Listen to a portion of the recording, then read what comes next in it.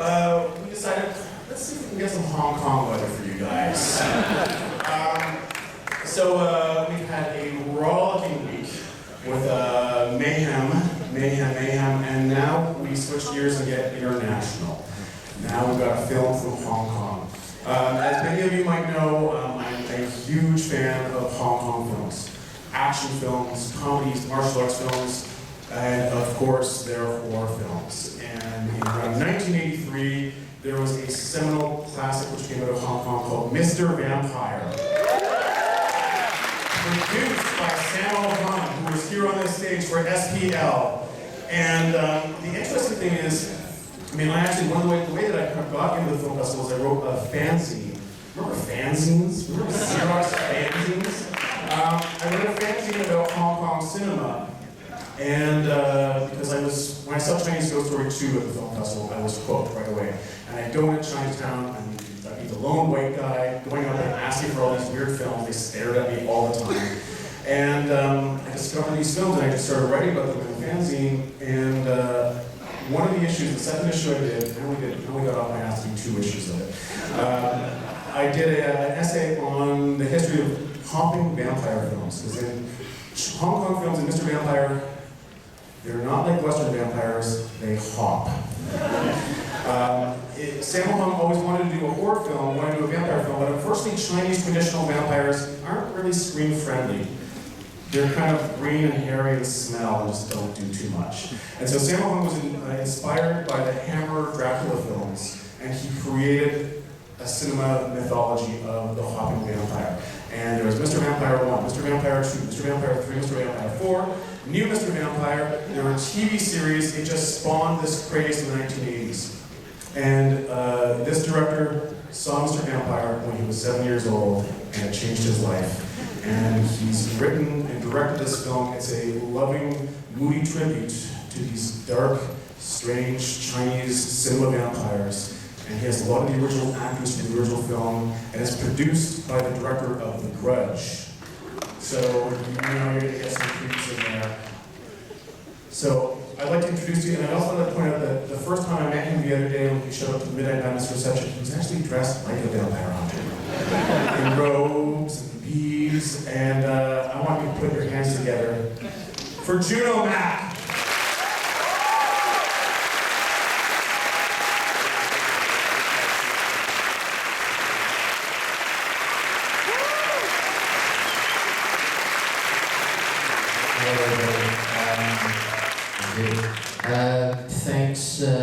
Thanks for coming here tonight. And you know, I grew up in Vancouver, and well, it's my first time in Toronto, and I love this city. So yeah, so hope you guys enjoyed the film, and it meant so much to me, and it's my honor to be able to share this film with you. Thank you very much.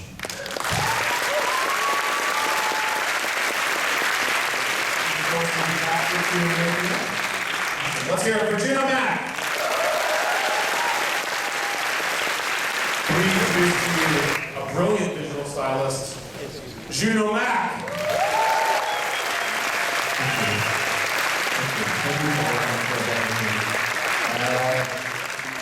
You know, I was sitting up there, and I had a great time sharing the film with you guys. And you know, Rigor Mortis was never intended to be a battling type of film. It's sort of, for me, it's a film about life. I focused the film based on the fear of being forgotten for this cast of mine. I think the hopping vampire genre, it not only represents a big part of my childhood, it also represented the golden age of basically Hong Kong cinematic history. So, you know, I'm really grateful that I was given this chance to revisit this genre. Yeah, thank you.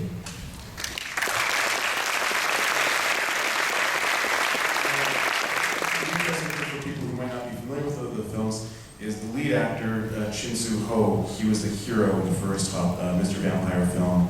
Basically, your whole kind of cast of all these faces from those films, how did you reach out to them and how did they react when, I mean, Shin-Soo-ho hasn't really, he was like kind of a big star in the 80s and then his star just kind of faded, very much like that in your story. How did they react when you approached them and said, be my film? Well, actually, you know, a big part of it is obviously fictional. Actually, Shin-Soo-ho, he's living very happily now. We gave him a very sad and tragical background, but you know, it meant so much to me because in the original, sadly, two of the most important cast, they passed away. And basically, Shin-Soo-ho, he's the last one left from the main character. You know, some of them left the business, a lot of them retired. So when I contacted them, I believe there's a certain amount of love they have for this particular genre. So that's, you know, finding them, it's the most hardest part, you know, because since they're not active anymore. But by seeing them, I think all the wrinkles on their face, they are beautiful to me, and they represented a big part of Hong Kong cinematic history.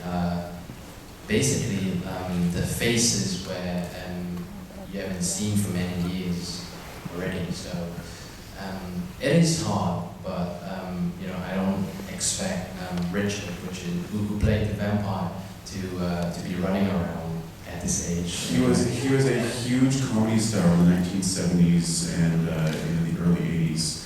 And then Anthony Chan, who plays the speckled Taoist priest, he was in a pop group called The Winners.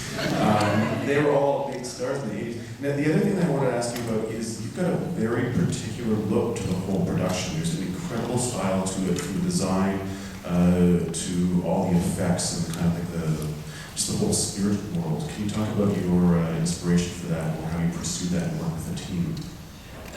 It's a very tough shoot. Actually, I believe there's you know, there's zombies and there's vampires in America and Europe, but Hong Kong hopping vampire really represented a big part of Hong Kong. So it's been gone for almost 30 years now, and by being able to revisit the genre, I really want to evolve with the genre.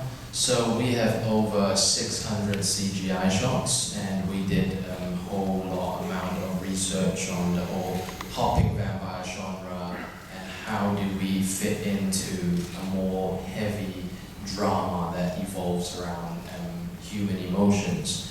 So the visuals you just saw, we worked on it for a year during post. We shot it for 3 months, and the pre-production was half a year. So actually we spent a very long time for a Hong Kong production film to finish this film. Yeah. Because when I saw it, it was so rough and raw, so really I've seen it with all the layered effects. It's just natural. And can you talk about, so I mentioned before, the producer was Takeshi Shimizu, the director of The Grudge.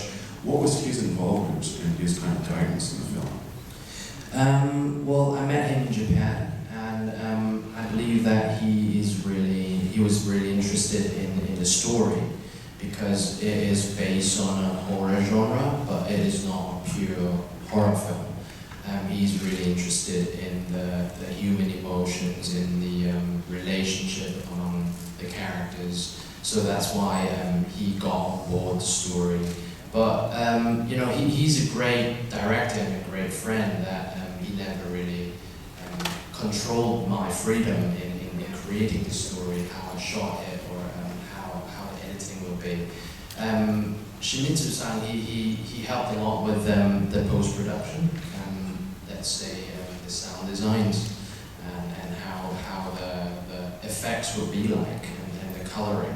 So you know, I think we work as a great team, that we're quite separated. You know, I'm directing the film and he's producing it. So that's how we met. We met in Japan. Yeah. Do you have any questions from the audience? Yes. I wanted to ask you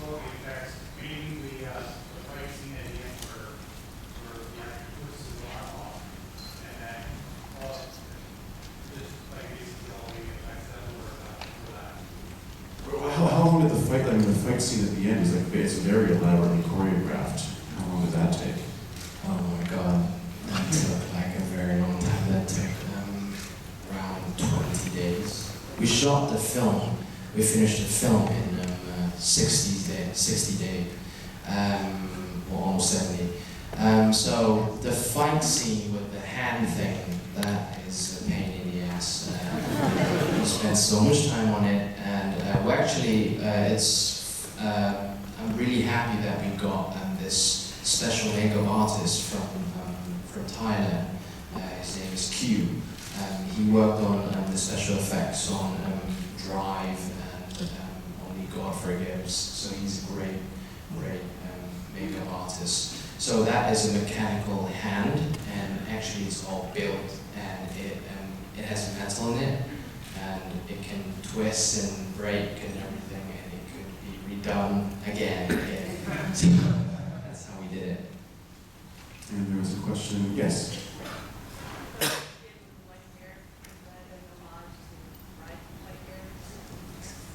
Is that the kid with the white hair an homage to any other kind of film? No, actually, I just thought it would be really beautiful to have this albino boy. Actually, we tried to cast an albino boy, but it's really hard to get them in Hong Kong. They're really protected. And we went to Taiwan for it, and they're heavily protected as well. So we cast this really talented kid, and it feels really bad for him, seeing him every single day. He has to be on set and does this 3-hour-long makeup, put on the wig and everything, and having to be torn apart by the vampire.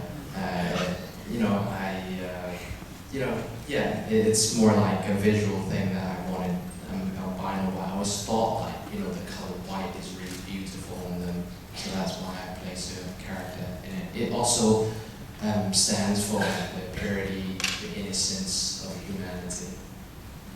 Question, yes?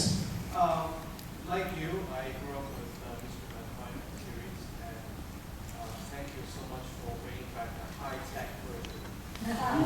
Thank you. One thing I want to ask you is that you should probably know the reason that Mr. Vampire series is so popular is the lightheartedness of it as well. That's the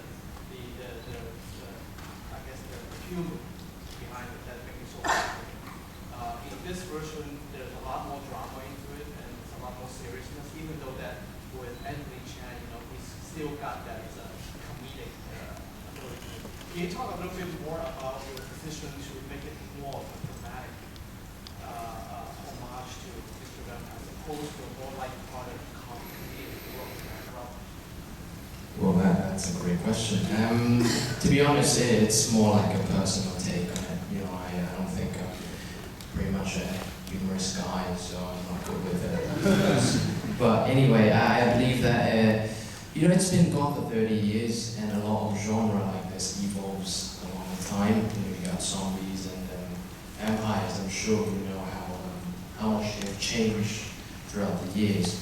But hopping vampire is different. It stopped 30 years ago, and by able to revisit the genre, I want to give it a different take.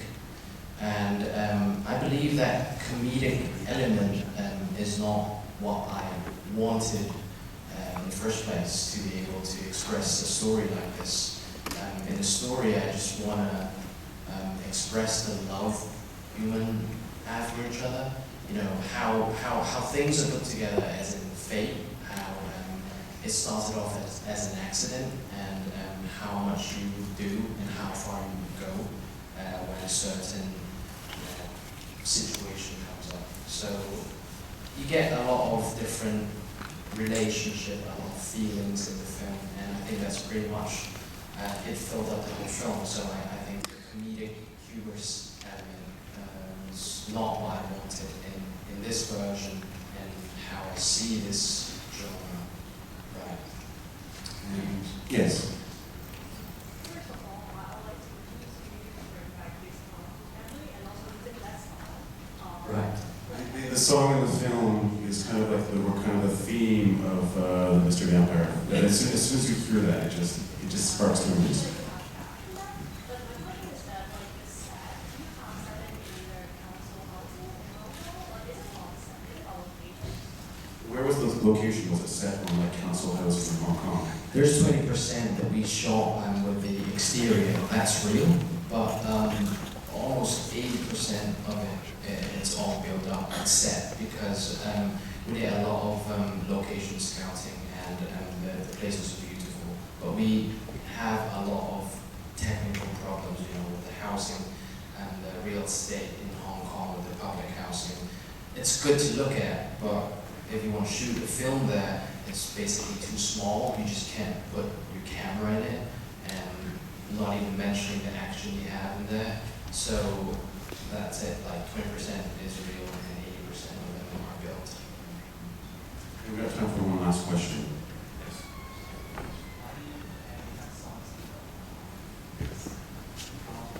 Why do you ban songs in